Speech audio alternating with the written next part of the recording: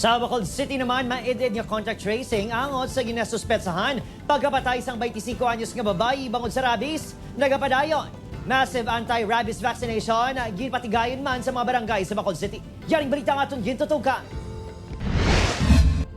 Matapos ang na-record nga suspected rabies-related deaths ang tinalikdan nga adlaw, ginkasa sa Bacolod City Health Office kag City Veterinary Office ang backtracking kag contact tracing sa mga persona nga na-expose sa biktima. Apisar sa Kabangkalan City ini nakagat. Nagtinir ini sa Barangay 35 Bacolod City, tubtob gindala sa Regional Hospital sang Domingo kag napatay.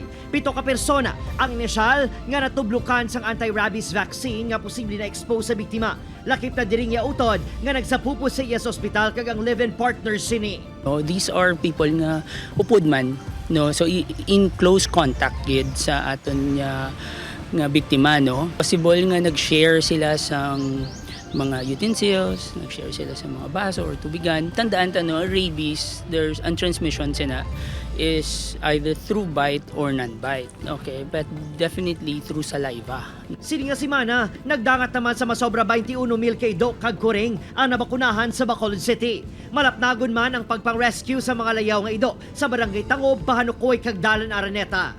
We fully vaccinated man sa prophylaxis, no. Kung mayara ido gabato mo.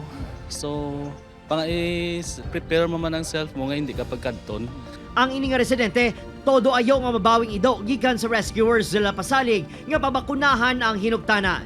Nabakunahanan siya, ma'am? Wala pa, sir. Kaya ginaulat ko pa ang samon nga magribot diya sa barangay. Oh. Nang ako na siya pabukunahan, sir, kagigdat. Bungod sa election banning, na-delay ang procurement sa bakuna. 80,000 doses ang kinahanglan para malabot ang herd immunity kontra rabies.